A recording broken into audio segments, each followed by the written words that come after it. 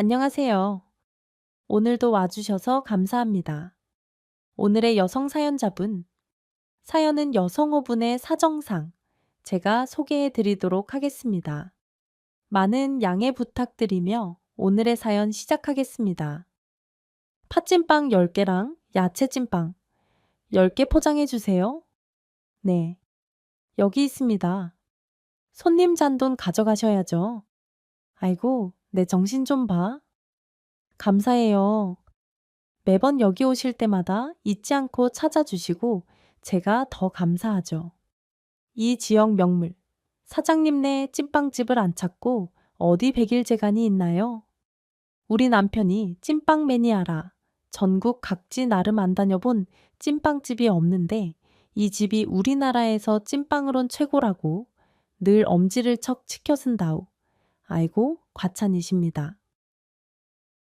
우리 집 찐빵이 겉은 쫀득하고 속은 또 촉촉하니 달콤해서 아이 한번 맛보면 좀채 있기 힘든 맛이긴 하죠.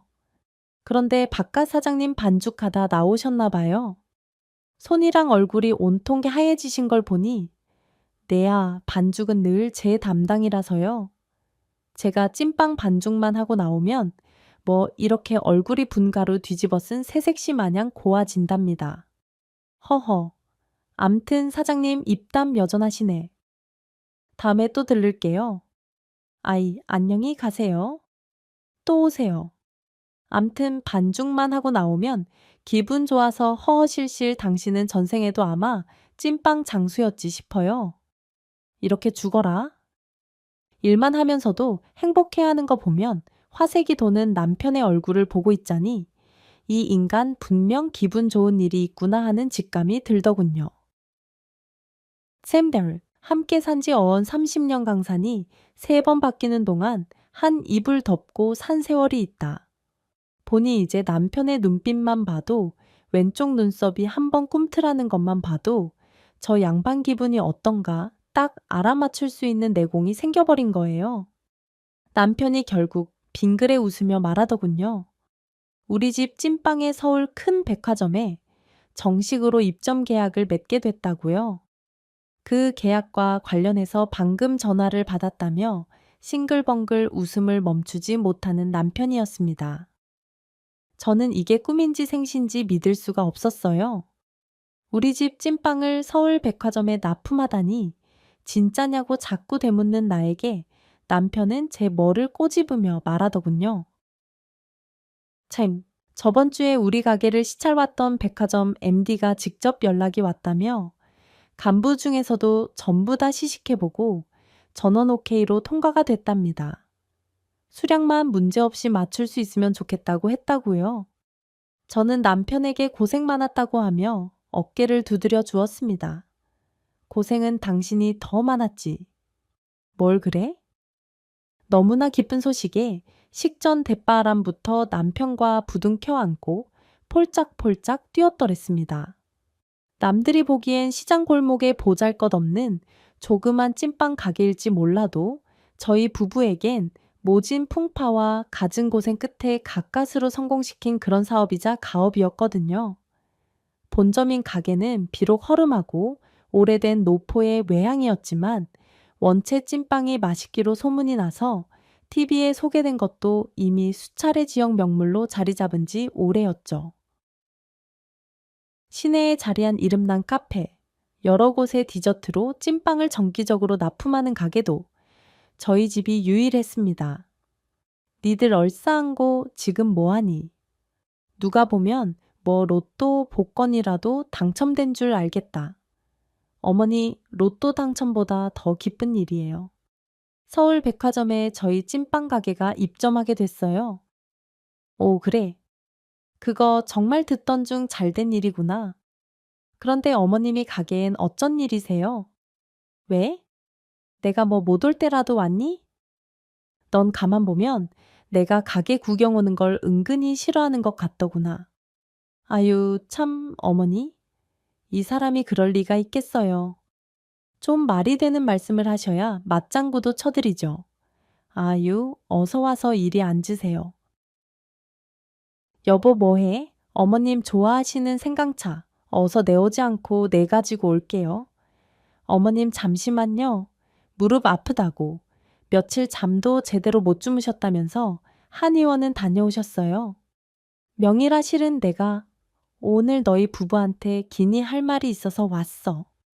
무슨 일이신데요? 다름이 아니라 네 형 수일이가 저번 달에 명예퇴직을 당했다는구나. 글쎄, 아니 조금만 더 버티면 본부장 직함 달 거라고 했었는데 아이 멀쩡히 잘 다니던 직장을 왜요? 듣자 하니 요즘 은행권 돌아가는 사정이 영 아닌가 보더구나. 사정은 나중에 자세히 듣고 수일이니 형 말이다. 명색이 우리 집안 장손인데 저렇게 실업자로 집에 들어앉게 했어야 쓰겠니? 평소에도 유달리 큰 아주버님을 챙기고 그 집 일이라면 물불 안 가리고 퍼주시기 바쁜 시어머니 성향을 아는지라 조금 느낌이 쌓였습니다. 아니나 다를까? 시어머니 입에서 나오는 이야기들은 저와 남편을 기함하게 만들고도 충분한 일이었죠. 여기 찐빵 사업 말이다. 앞으로 내 형이 맡아서 했으면 좋겠구나. 네. 아니 갑자기 그게 무슨 말씀이세요? 아, 어머니. 그럼 저희는 뭐 분점을 내란 말씀이세요? 좁아 터진 지방에서 분점까지 내면 갈라 먹자는 거지. 본점이 뭐가 남겠니? 니들은 찐빵 사업으로 벌만큼 벌었으니까 이젠 형한테 사업 물려주고 다른 사업 알아보는 게 어떻겠니? 어머니. 지금 백화점 입점 계약까지 다 따놨는데 이제 겨우 궤도에 오른 사업을 아무리 형이지만 어떻게 바로 넘겨주라고 그런 말씀을 하세요.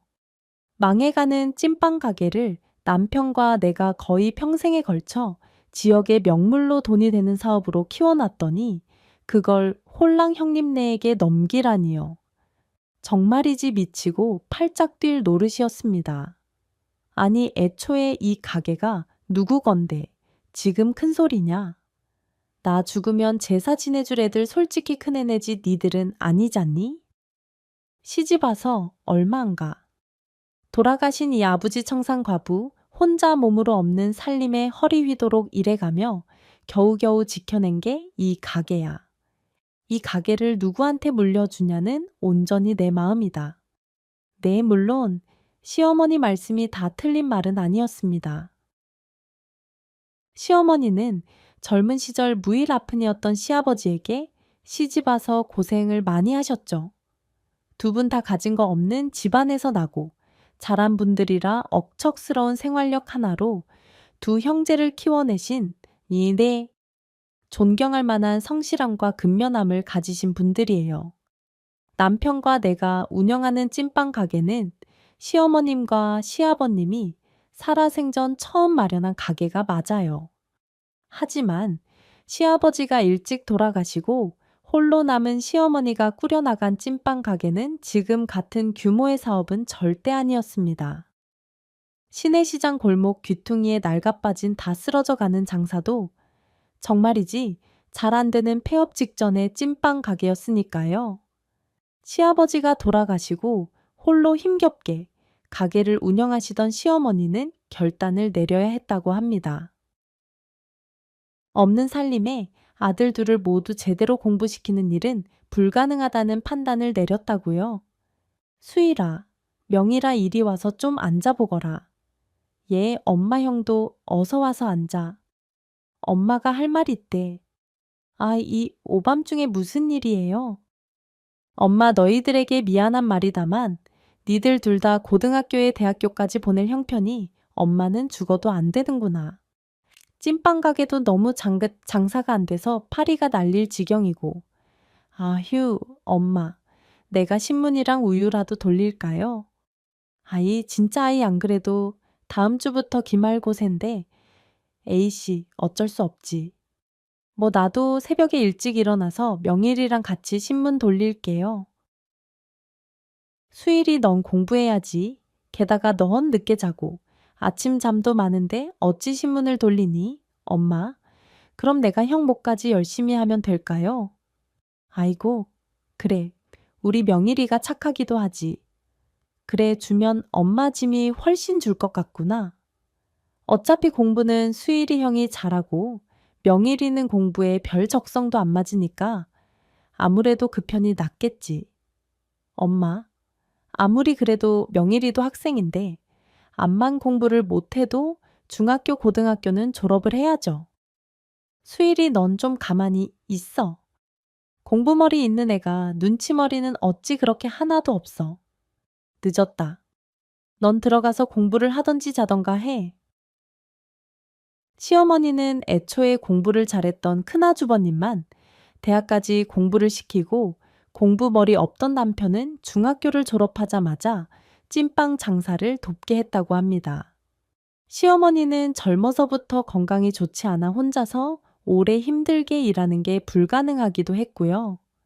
그래도 이런 얘기를 시집와 처음 들었던 나는 화들짝 놀라기도 하고 시어머니에게 많이 서운하기도 했습니다.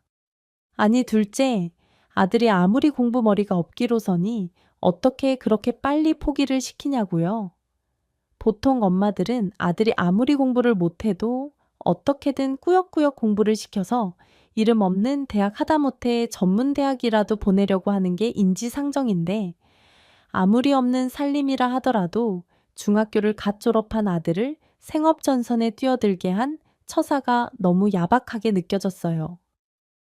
아니 어머님은 어떻게 그렇게 자식을 차별할 수가 있어요? 제딩, 당신이 아무리 공부를 못했어도 그렇지. 고등학교까지는 보내주셔야지. 시대가 어느 시대인데 안 그래요. 당신은 서운하지도 않아.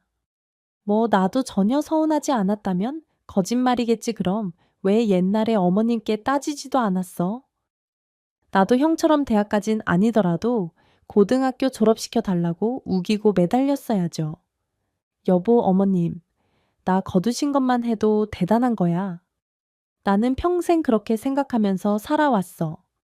날 끝까지 버리지 않고 키워주신 것만 해도 감사하게 생각하자고. 아니, 그건 또 무슨 말이에요? 시집와 얼마 안 돼. 듣게 된 남편의 출생의 비밀. 남편은 사실 큰아주버님과 배다른 형제라고 했습니다. 시아버지는 젊은 시절 가진 건 없어도 인물이 아주 헐친해서 동네에서 따르는 여자들이 많았다고 합니다. 언변도 좋고 노래도 잘해서 결혼 전에는 흥청망청 놀러 다니는 것을 좋아해. 시아버지의 아버지, 즉 시할아버지에게 툭하면 밤이슬 맞고 다닌다면서 야단 맞는 일도 많았다고요. 시할아버지는 그런 시아버지를 정신 차리게 한다고 동네에서 참하고 엄전하다고 소문난 바느질 잘하는 엄씨 집안의 큰딸 시어머니에게 시아버지를 강제로 장가 보내버렸다고 합니다.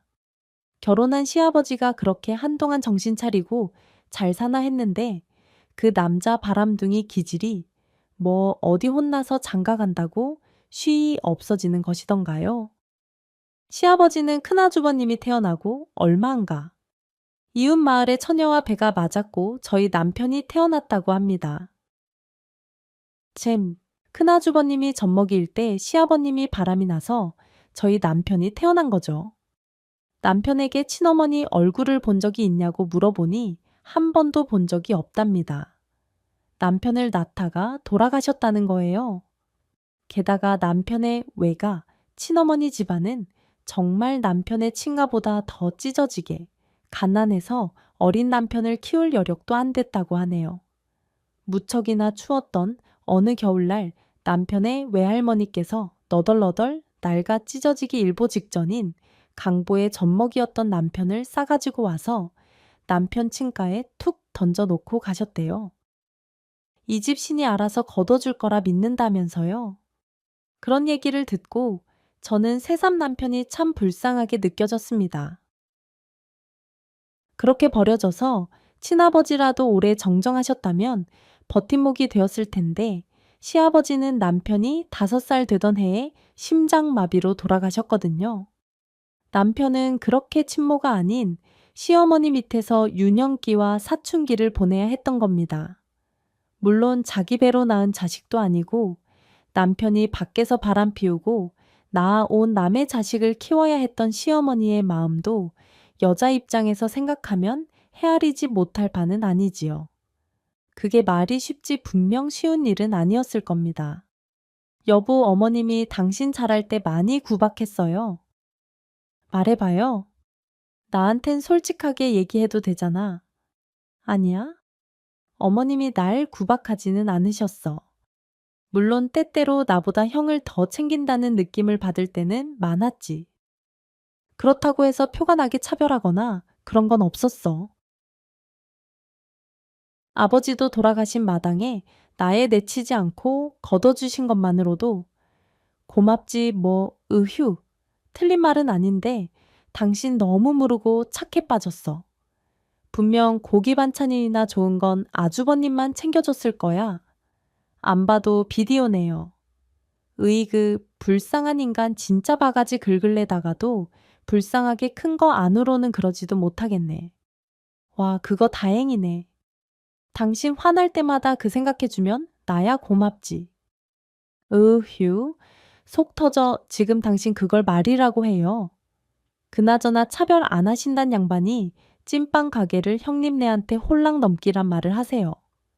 어머님, 아무리 생각해도 너무 양심 없는 거 아니에요. 남편도 이번 처사는 시어머님이 너무했다고 생각하는 것 같았습니다. 본인이 시어머님을 직접 찾아뵙고 간곡히 말씀드리겠다 하더군요. 저는 화가 나서 간곡히 말할 것이 아니라 제대로 말씀드리라 했죠. 당신이 말을 못할 것 같으면 내가 하겠다고 했어요. 남편은 평소에도 시어머님 심기를 거스를까?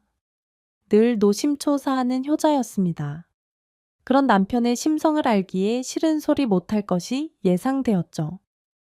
그러나 찐빵 가게는 남편과 저의 피, 땀, 눈물이 배어있는 소중한 사업체였고 그런 사업을 형님네 부부에게 그냥 넘긴다는 건 정말 말도 안 되는 일이었으니까요.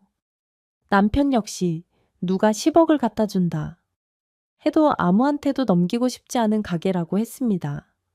간판도 외양도 촌스럽기 짝이 없는 찐빵 가게지만 그래도 이 보잘것없어 보이는 이 콧구멍만 한 가게에 우리 부부의 산 역사가 고스란히 담겨 있어요. 시어머니가 원래 운영하시던 찐빵 가게는 저희가 운영하는 지금처럼 유명하지도 않았고 솔직히 맛도 그저 그랬다고 합니다. 중학교 졸업하고 바로 생업 전선에 뛰어든 남편은 시어머니와 함께 찐빵 장사를 했습니다. 어머니께 배운 레시피대로 반죽도 하고 팥소도 만들고 그런 걸 15살 언저리의 남편은 배웠다고 해요. 그 당시만 해도 가게 몫이 지금보다 훨씬 좋지 않아서 갓 쪄진 찐빵을 갑 한 대에 둘러매고 시장 여기저기에 팔러 다녔대요. 그렇게 더운 날이나 추운 날이나 갑 한 대에 찐빵을 팔러 다니는 건 언제나 남편 몫이었습니다. 30여 년 전에 어느 추운 겨울날 남편과 제가 처음 만나게 된 것도 찐빵을 팔러 미용실에 온 남편 덕분이었어요. 그 당시 저는 시내의 조그만 미용실에서 견습 생활 중인 아가씨였죠. 아니, 손끝이 그렇게 느려서 어느 한 세월에 그루프 담할 거야. 죄송해요. 사장님, 제가 아직 일이 서툴러 나서 여상 나온 빠리빠리한 아가씨라 들었는데 뭐 그루프 하나를 제대로 못 마니? 원아유, 정말 짜증나고 복장 터지네. 죄송해요. 가서 수건이라도 마저 삶아 올까요? 그것도 그거고 널어놓은 수건들 가서 빨리 싹 다 수거하고 여기 파마약 묻은 그루프까지 깨끗하게 다 세척해와. 뭘 일일이 시켜야만 하나? 일머리가 그리 답답해서 어째 가불해 준 것만 아니면 성질 같아선 그냥 확 잘라버리는 건데 발급받았으면 그 값을 해야 하는 거야. 알아들어? 네. 그렇게 한참 그날따라 화가 잔뜩 난 미용실 주인에게 꼬사리를 맞고 있는데 문이 드르륵 열리며 앳된 청년 하나가 안으로 들어왔습니다. 어깨에는 찐빵이 가득 든 갑 한 대를 맨 채로요. 찐빵이 왔습니다. 아이 갓 지어진 따끈한 찐빵이에요. 드실 분 안 계세요? 아이고, 어린 청년이 이 추운 날씨에 부지런하기도 하지. 5개만 줘봐요. 어디 감사합니다. 아이, 오늘 첫 손님이시니 서비스로 6개 드릴게요. 헤헤. 아이고, 청년이 넉살 한번 좋구먼. 여기도 10개만 놓고 가요. 단골 손님들한테 1개씩 돌리게 감사합니다. 사장님도 서비스로 11개 드릴게요. 아, 뭐 해? 수건 걷어오고 그루프 세척해 오라니깐. 네. 안 그래도 지금 나가려고 하고 있었어요. 그날 전 비어져 나오는 눈물을 가까스로 삼키며 미용실 밖으로 나왔습니다. 얄팍한 성격의 미용실 여사장은 그루퍼나 수건 세탁을 꼭 미용실 밖에 수도가에서 하게 시켰거든요. 그날도 욕을 한 바가지 얻어먹고 찬물에 꽁꽁 언손을 호호 불어가며 파마약 묻은 그루프들을 세척하고 있는데 가게 밖으로 나온 남편이 뭔가를 제게 하나 쓱 내밀더군요. 보니까 김이 모락모락 오르는 찐빵이었습니다. 저기요, 울지 말고 이거라도 하나 먹으면서 해요. 됐어요? 나 지금 돈도 없다고요? 하참 아이 바보 아니에요. 지금 내가 찐빵 돈 받고 팔려는 것처럼 보여요. 남편은 시익예의 그 사람 좋은 해사한 웃음을 지으며 제게 찐빵 1개를 지어주고 떠났습니다. 그 추운 겨울날에 눈물겨운 찐빵 하나가 남편과 나의 인연의 시작이었죠. 그렇게 남편이 지어준 찐빵을 천천히 씹어 먹는데 서러움이 조금씩 가시면서 이상하게 마음이 따뜻해지더군요. 찐빵 값 한 대를 어깨에 짊어지고 성큼성큼 멀어져가는 남편의 뒷모습을 한참이나 바라보았더랬죠. 결혼하고 나서도 남편과 부부싸움을 하거나 하면 전 꼭 그날의 이야기를 꺼내곤 했습니다. 내가 그날 얼병이 같이 찐빵만 받아 먹지 않았어도 지금 이 고생을 안 한다고요. 겨우 찐빵 하나에 넘어간 어리석은 날 탓하지. 누굴 탓하랴? 남편을 타박하면 남편은 그게 그냥 찐빵이 아니었다고 말합니다. 달달하니 따뜻하고 쫀득한 남편의 진심이었다나요? 그런 자신의 진심에 넘어간 거 아니냐며 빙긋 웃는 남편의 얼굴을 볼 때면 저도 어쩔 수 없이 피식 웃음이 나오긴 합니다. 우리 남편이 평소 책이라면 담을 쌓고 사는 사람인데 이럴 때 보면 말을 참 잘해요. 사실은 이런 남편의 넉살과 입담이 우리 찐빵 가게의 단골 손님들을 모으는 요인 중 하나이기도 합니다.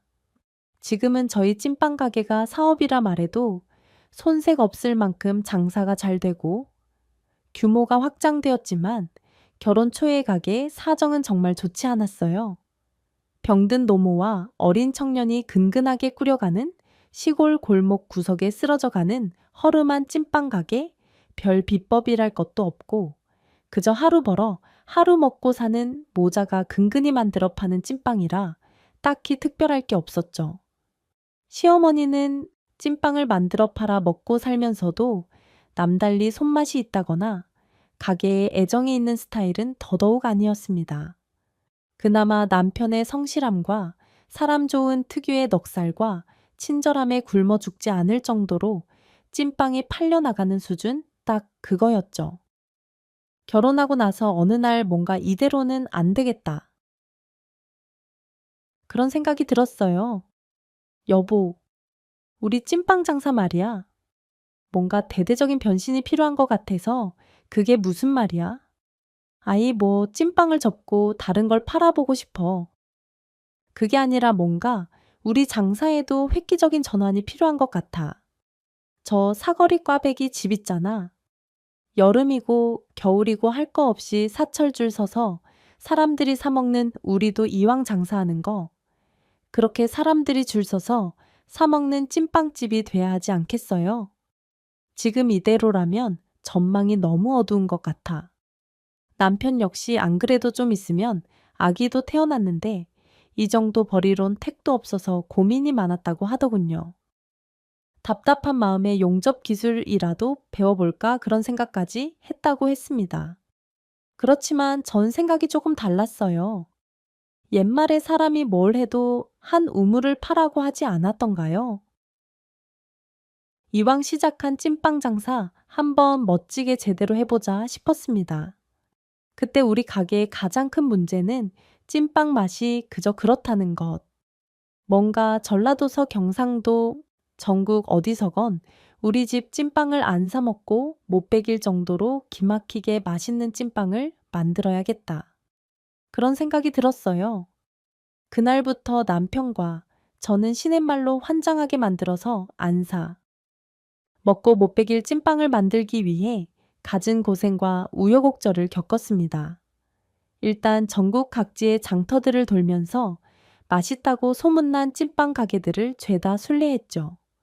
그러다가 입소문뿐 아니라 먹어보고서 정말 눈이 번쩍 뜨이게 맛있는 가게를 발견하면 수단 방법 가리지 않고 가게의 비법을 하나라도 듣기 위해 고군분투했습니다. 사장님, 저 여기 찐빵 3개만 주세요. 여기 있소. 알자. 2,000원만 내슈. 사장님, 여기는 보니까 찐빵 반죽이 굉장히 얇고 팥소가 다른 집보다 훨씬 많이 들어있네요. 그런데도 달거나 물리지 않고 참 맛있어요. 허허, 아이 찐빵 맛 좀 아는 여편네시구먼. 그게 다 20년 넘은 우리 가게만의 비법 아니겠소? 사장님, 저희도 실은 다른 지역에서 찐빵 가게 하는데 그 비법 좀 같이 나눠주시면 안 될까요? 뭐라고요? 손님인 줄 알았더만 밥그릇 뺏으려는 첩자 아니요. 이 씨아침부터 재수가 없으니 저리 가시오. 아직들한테 찐빵 안 팔아. 굵은 왕소금을 뿌려가며 우리 내외를 쫓아내는 사장님에게 애걸복걸 매달렸습니다. 오해하지 마시라고.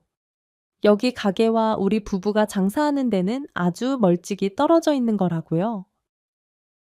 저 사장님 가게 반경 말다오 15km 가까이는 죽을 때까지 얼씬도 안 한다는데 각서라도 쓸 테니 필요한 허드레실 얼마든지 시켜만 달라고 부탁드렸습니다. 우리 부부가 이상한 사람들이 아니고 그저 찐빵 만드는 비법을 조금 알고 싶은 소박한 자영업자라고 설명드렸죠. 대신에 무보수로 저희 부부를 한동안 얼마든지 부리시고 찐빵 반죽과 팥소 만드는 비법을 조금 전수해 주십사. 정말로 간절하게 빌고 또 빌었습니다. 처음엔 말도 안 된다며 당장 돌아가라고 저희를 내치던 사장님들은 일단 무보수로 가게 일을 돕겠다고 저희 부부가 턱 하고 나서니 그럼 어디 한번 해보라며 가게 일을 시키더군요.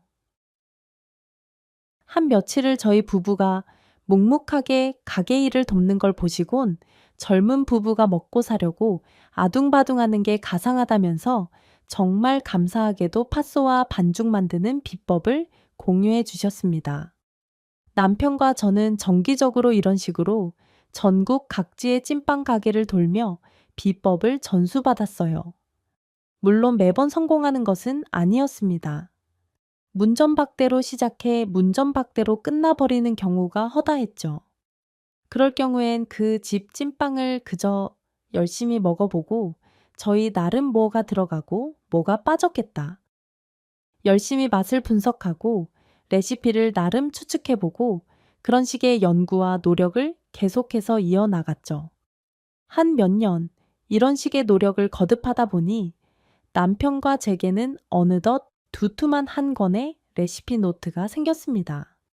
저희 가게 부부 찐빵만의 노하우가 담긴 그런 찐빵 레시피 노트가요. 경험과 연륜이 쌓이다.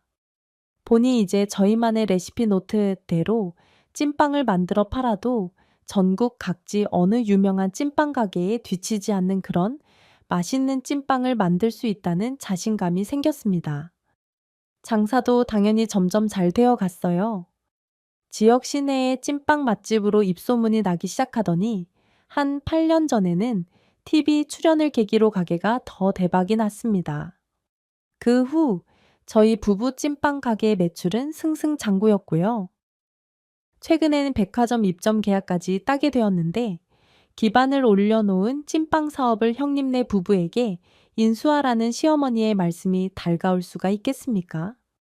100번, 1000번을 다시 생각해도 솔직히 너무 억울하고 말도 안 되는 일이었죠. 어느 날 가게에서 찐빵 포장으로 한참 정신이 없는데 달갑지 않은 손님이 등장했습니다. 생전 안부 전화 한 통 없이 지내던 큰아 주버님네 부부였죠. 올 것이 왔구나 싶어 저도 모르게 얼굴이 굳어지고 반길 수가 없었습니다. 가게에 온다는 기별도 없이 급작스럽게 온 것도 좀 당황스러웠고요. 아니, 오신단 전화도 없이 갑자기 가게엔 웬일이세요? 동서도 참 말머리 한번 이쁘다. 가족끼리 무슨 꼭 온다는 기별을 하고 와야 하는 거야. 재수 씨, 잘 지내셨어요? 오랜만이에요. 아주버님도 오셨어요. 들어오세요. 명일이는 어디 갔어요? 네, 재료 공수 때문에 잠깐 도매시장에 갔어요. 아마 금방 올 거예요. 동서 어머님한테 얘기는 들었지. 우리가 이 부부 찐빵 가게에 이어받아서 하게 됐다는 거 말이야. 아니, 형님 가게를 이어받아서 한다는 게 말이 쉽지. 그렇게 간단한 일이 아닌데, 그리고 애들 아빠랑 제가 결혼해서 쭉 키워온 사업인데, 저희랑 이런 방우 상의도 없이 그러시는 건 좀 곤란하죠. 어차피 이 가게에 어머님 명의로 되어 있는 거 재수 씨도 아시죠? 어머님 돌아가시면 이 가게 건물 저희가 물려받기로 했다는 것도 아실 거고요. 네. 아, 아니 지금 그걸 말씀이라고. 에이, 형님 오셨어요? 형수님 오랜만이에요. 한참 예민한 이야기가 막 나오고 있는 찰나 도매시장에 나갔던 남편이 가게로 돌아왔습니다. 혼자서 저 뻔뻔하기 짝이 없는 두 내외를 어떻게 상대해야 하나? 머리가 아프고 속이 답답했는데 참 다행이다 싶었어요. 큰아주버님은 남편을 보자마자 찐빵 사업 얘기를 꺼내더군요. 남편과 제가 이 가게를 키우느라 고생한 건 잘 알지만 이제는 자기네 부부가 이 가게를 운영하고 싶다고요. 아주버님이 근래에 은행에서 명예퇴직 당한 거야. 알고는 있었지만 원래 하시던 일과 너무 상관없는 분야가 아니냐고 했더니 나이가 있다. 보니 어디 딱히 본인이 취업할 곳도 마땅치 않다는 겁니다. 그렇다고 뭐 다른 사업을 시작하자니 아는 것도 전혀 없고 새로운 걸 무모하게 시작해서 망하기보단 우리가 하던 사업을 자신이 물려받아 하면 훨씬 좋겠다는 생각이 들었다나요?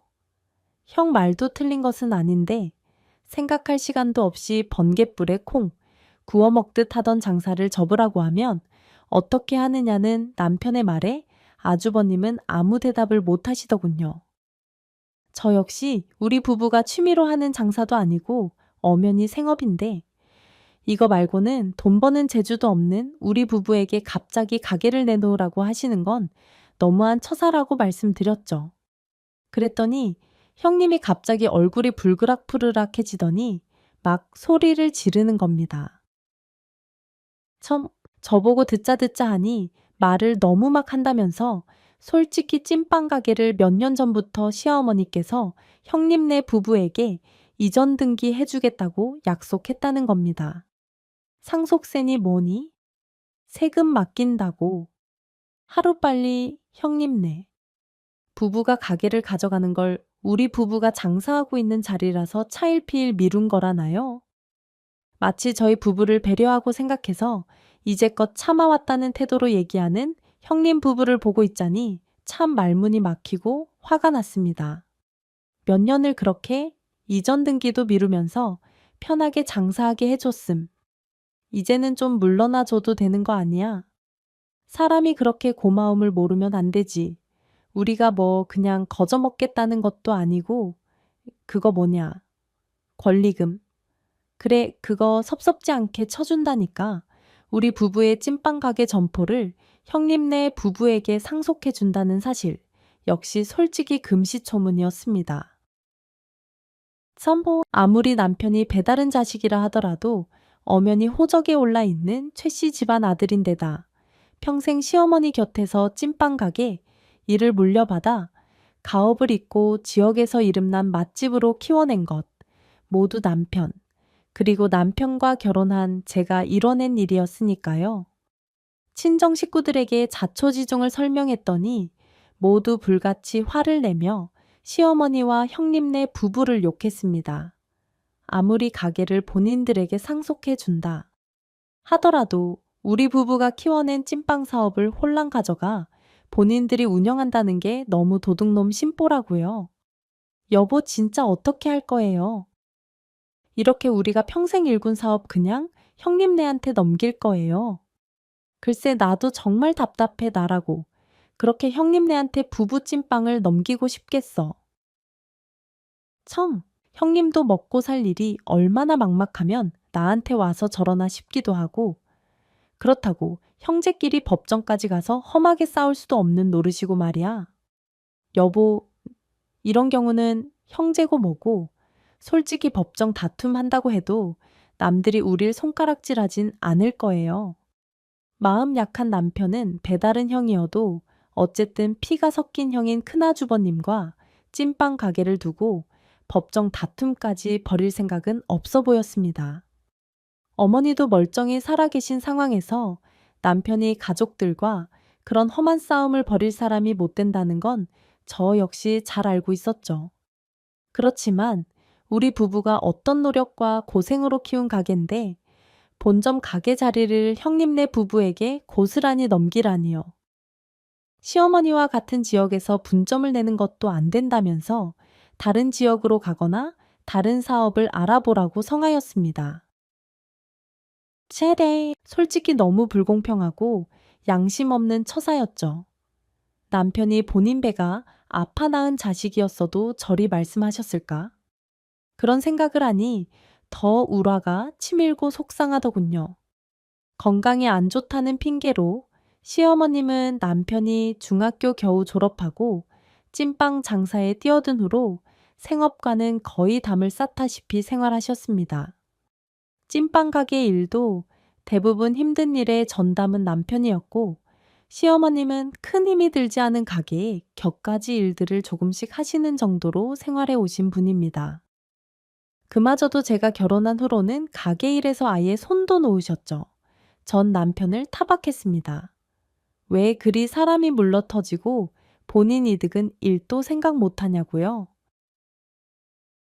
시어머님은 원래가 큰아주버님 바라기이고 그렇다고 큰아주버님이 남편을 동생이라고 끔찍이 여기는 것 같지도 않은데 왜 당신만 늘 항상 어머님과 큰아주버님께 퍼주지 못해 안달이냐고 마구 닥달했습니다. 그래 당신 화나고 속상한 마음 이해해. 그런데 어쩌겠어. 배가 다르긴 해도 나한테 하나뿐인 형인걸.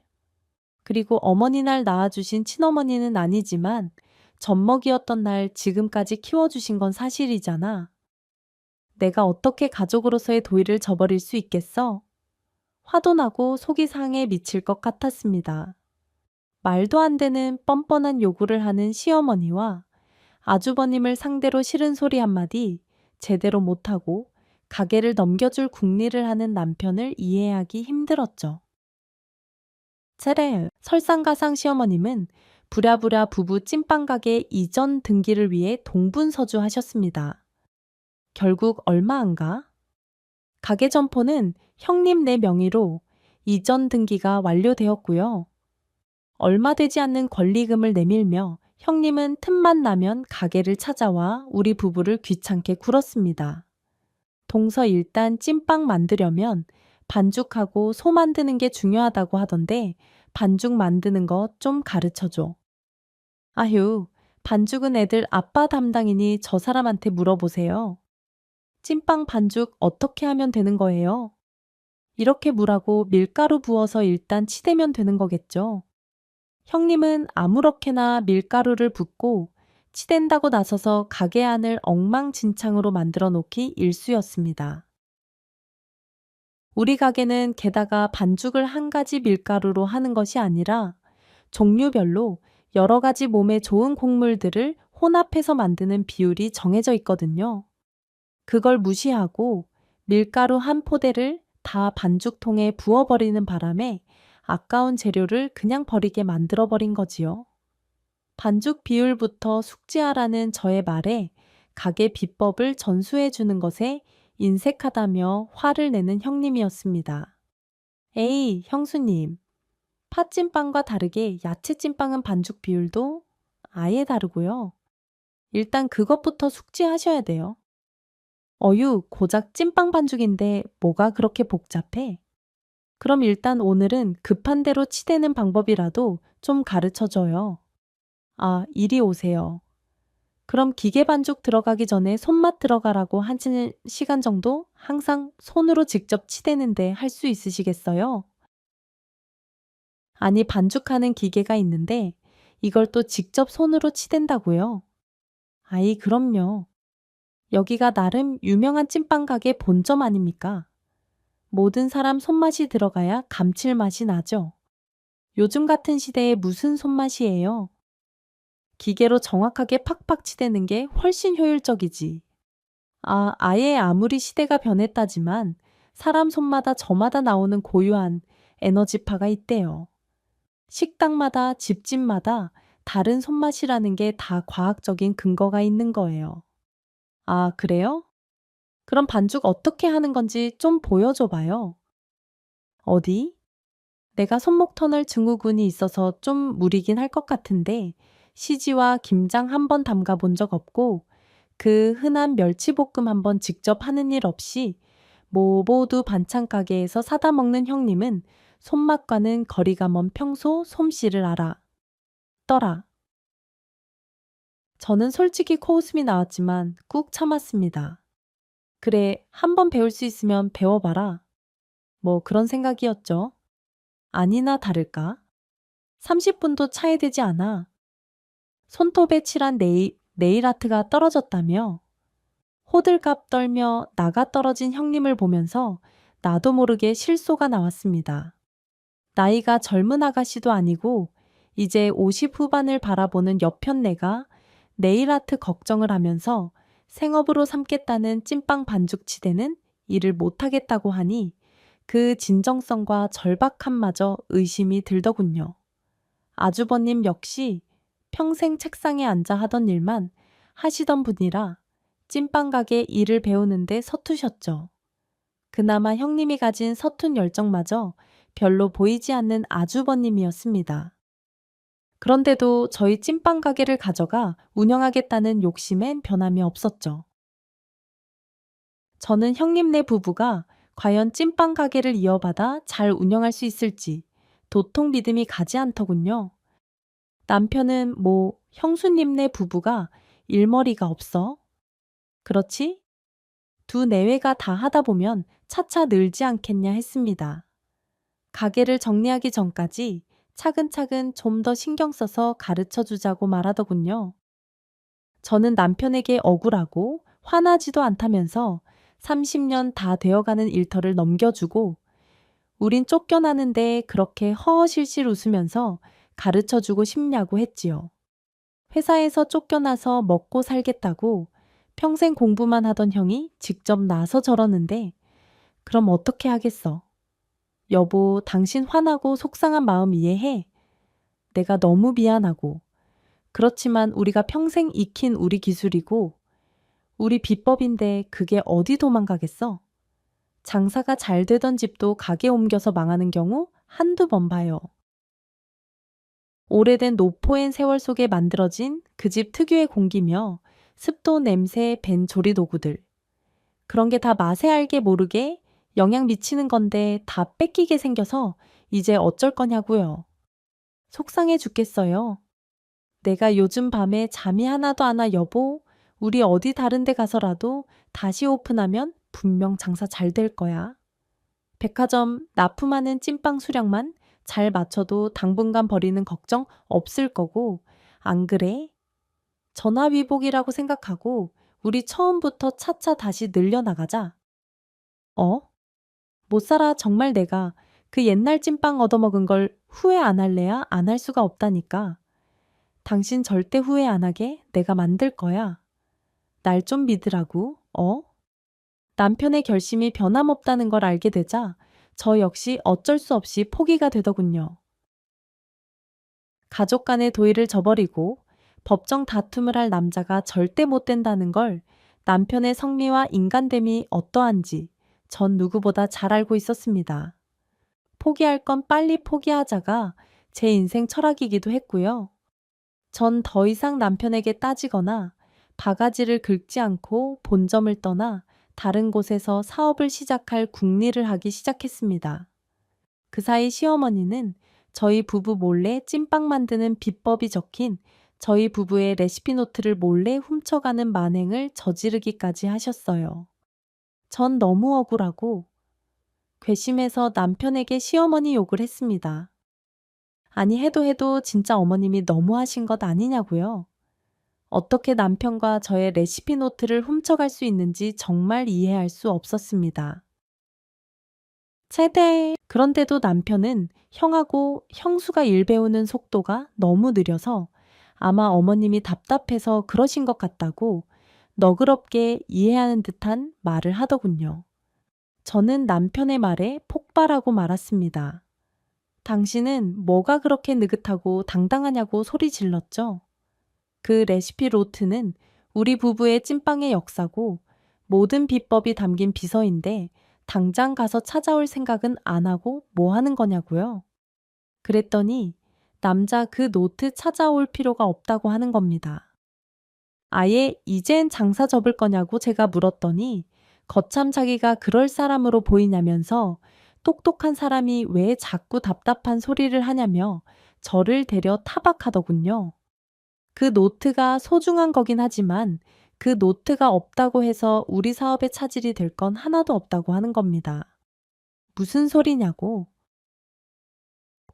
당신 뭐가 그렇게 자신만만하냐고 물었더니 레시피 노트 따위는 없어도 된다고 대답했습니다. 우리 가게 찐빵 만드는 노하우는 모두 다 남편의 머릿속에 하나도 빠짐없이 저장되어 있다나요? 정말이냐고 거짓말 아니냐고 재차 물었더니 자기가 평생 거짓말하는 거 봤냐면서 호언장담 하더군요. 암튼 공부머리는 없는 사람이 찐빵 쪽으론 스티브 잡스 저리 가라야 여보. 그런데 스티브 잡스가 누구야? 아이, 난 금시초문. 그런 사람은 처음 들어보는데 의유 어이구 됐어. 당신 공부 안 하긴 참 잘한 일 같아요. 뭐야? 가만 보자 하니 여편네가 사람을 들었다 놨다 하네. 남편과 저는 찐빵 가게의 본점 자리를 결국 형님네 부부에게 넘겨주었습니다. 인수인계가 끝나자 허무함이 파도처럼 밀려오더군요. 30년 넘게 일하며 모든 걸 쏟아부어 일궈놓은 그 가게를 떠나자니 저도 모르게 눈물이 나왔습니다. 가게를 넘겨주고도 할 일은 많았습니다. 일단 오랜 기간 거래를 해왔던 근처 카페며 학교와 관공서 등에 일일이 연락을 돌려야 했지요. 사정이 생겨서 저희 부부는 본점 자리에서 가게를 파괴됐다고 말씀드렸습니다. 대부분의 거래처에서 대놓고 난색을 표하더군요. 30년 가까이 해 온 장사를 왜 갑자기 접냐면서 그런 줄 알았더라면 이번 분기 계약은 다른 곳을 알아봤을 거라고 대놓고 실망감을 감추지 않는 거래처도 여럿이었죠. 그래도 저희 부부는 찐빵 가게가 없어지는 것도 아니니 오해 말라며 저희 부부 대신 형님네 부부가 잘 이어받아 할 것이라고 간곡하게 설명을 드렸습니다. 시장 골목의 찐빵 가게를 떠난 저희 부부는 일단 서울로 터전을 옮겼습니다. 아이 둘을 모두 대학 공부까지 시킨 데다 둘째, 아이는 또 공부를 잘해 미국으로 유학까지 갔던 터라 저희 부부 수중에는 큰 돈이 없었습니다. 가진 돈이 생각보다 별로 없는데 우리 이제 어떡하죠? 일단 서울 변두리 중심으로 집세가 싼 곳을 알아보자. 찐빵 가게는 최대한 조그맣게 오픈해서 한동안은 다른 곳에 납품하는 찐빵 수량을 퀄리티 떨어지지 않게 만들어내는데 목표를 두자고. 그렇게 예전보다 훨씬 줄어든 수익으로 저희 부부는 한동안 고전할 수밖에 없었습니다. 부부 둘이서 거래처에 납품하는 찐빵 물량을 맞추려다 보니 하루에 서너 시간 자면서도 하루 종일 찐빵을 만들었습니다. 그렇게 서울 변두리의 반지하 월세방에서 쪽잠을 자가며 낮밤으로 찐빵을 만들었죠. 참 1년 남짓 그렇게 고생을 하다 보니 입소문을 타서 서울 근교에서도 거래처들이 한두 군데씩 조금씩 뚫리기 시작했죠. 그래도 봄전 자리에서 장사할 때 비하면 수익 면에서는 반의 반도 안 되는데 인지도를 모두 잃고 원점에서 시작하다 보니 고생은 배로 해야 하는 나날들이 이어졌습니다. 그렇게 한참 바쁜 나날을 보내던 어느 날 한동안 연락이 끊겼던 시어머님이 우리 부부를 보러 상경하셨습니다.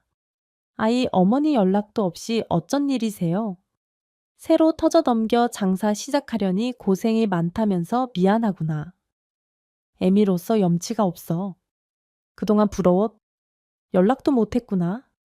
형님네 가게는 좀 어때요? 장사 잘 되죠? 남편의 물음에 시어머님은 한참 동안 말이 없으시더군요. 안 그래도 찐빵 가게 문제 때문에 남편을 보러 왔던 시어머니는 한참 동안 저희 부부 눈치를 보시더라고요. 그러다 하시는 말씀이 명이라 찐빵 가게 본점 자리 말이다. 다시 너희 부부가 맡아서 하면 안 되겠니? 아니 어머니 그게 무슨 말씀이세요? 형님네가 장사 그만하고 싶다고 하던가요?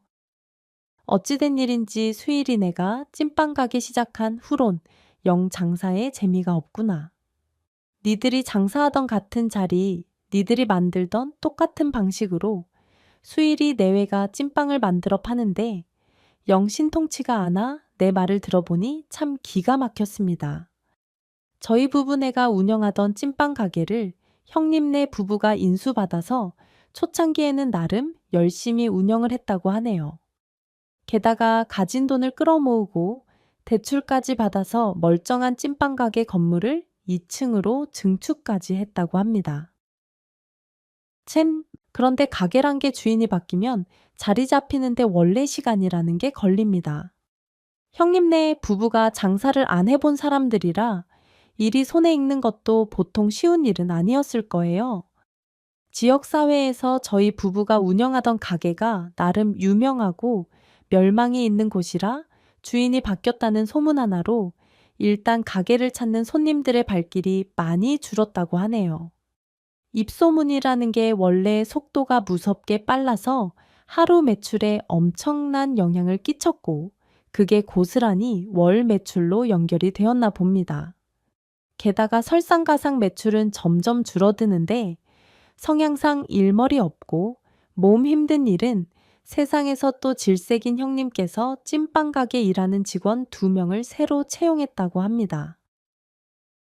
치안봉 아주버님과 형님이 체력적으로 한계가 와서 그리했다고 하는데 매출은 주는 가게에서 일당을 줘야 하는 일손을 늘리다 보니 가게는 적자의 늪에서 빠져나오기 힘든 구조가 되어버렸던 거지요. 20년 넘게 고정적으로 거래를 해오던 거래처들은 어느 날부터인가 맛이 변한 찐빵을 가지고 클레임을 걸어왔다고 합니다. 알고 보니 레시피 노트대로 또 저희 부부가 전수해드린 방법대로 찐빵을 만들지 않고 찐빵 만드는 과정 자체를 좀 단순하게 바꾸었던 모양이에요. 손이 많이 가는 숙성 과정과 시간을 단축하고 야채 찐빵에 들어가는 속재료도 재료비 아낀다고 가짓수를 마음대로 줄여버리고 그러니 원조 찐빵 맛이 날 리가 없었습니다. 그렇게 저희 부부 가게 찐빵은 맛이 없어졌다고 이제 예전에 그 맛이 아니라고 혹평만 난무한 그런 찐빵이 되어버렸다고요. 아서라 걔들은 장사는 글렀어. 니들이 장사할 때 거래하던 거래처들도 모두 발길 끊고 손님도 점점 줄어서 요새는 가게에 파리가 날릴 지경이란다. 아니 아이 가게가 그 지경인데 왜 연락 한 통이 없으셨어요? 아, 우리 가게 찐빵이 없어서 못 팔던 찐빵인데 남편과 저는 너무 속이 상해 아무 말도 할 수 없었습니다. 이런 사단이 날 줄 알았더라면 그때 더 고집을 부려서 가게를 지켜야 했나? 그런 후회마저 뒤늦게 밀려들었지요. 송충이는 소리풀 먹어야지 카리풀 먹으면 죽는다더니 옛말 틀린 거 하나 없구나.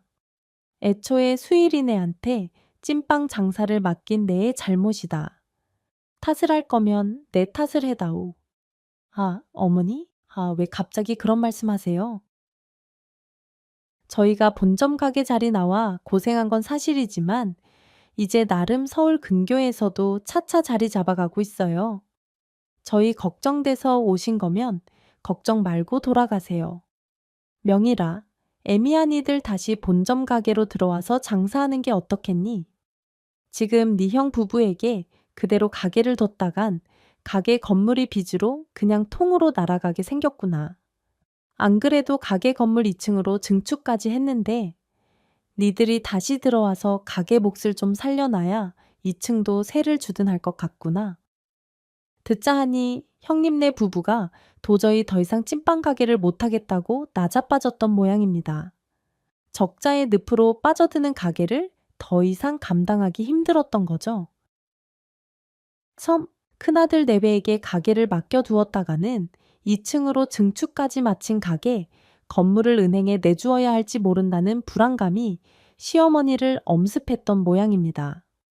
그런데 이번만큼은 아무 대가도 없이 어머님이 시키는 대로 하고 싶은 생각은 들지 않더군요.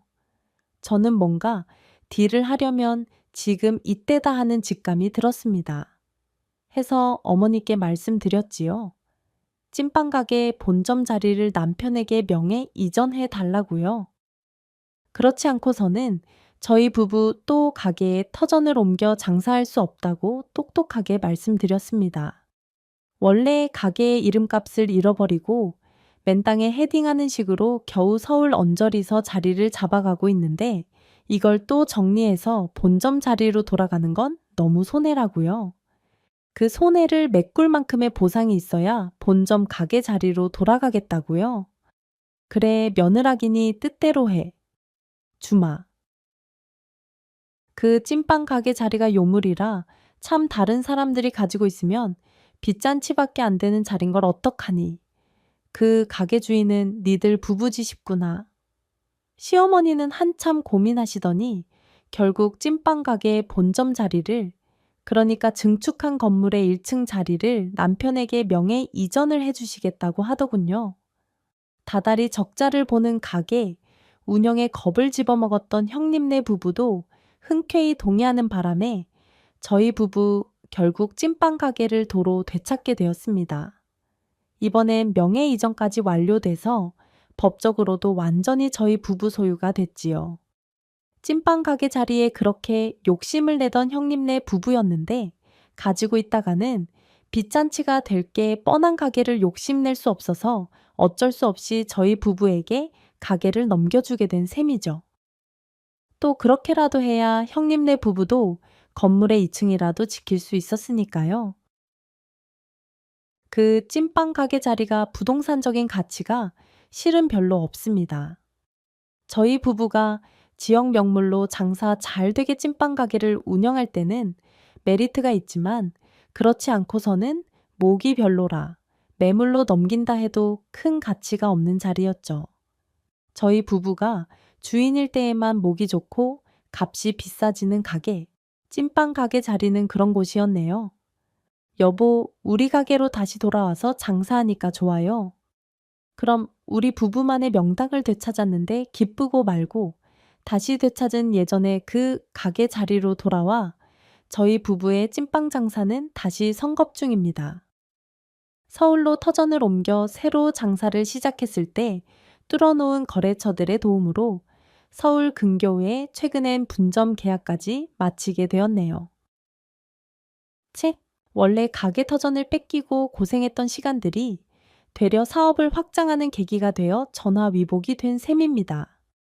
최근에 형님네 부부에게 화환을 하나 보내드렸어요. 아주버님네 부부가 수학학원을 개원했거든요. 늦게나마 그분들도 자신들에게 맞는 천직을 찾은 것 같아 다행입니다.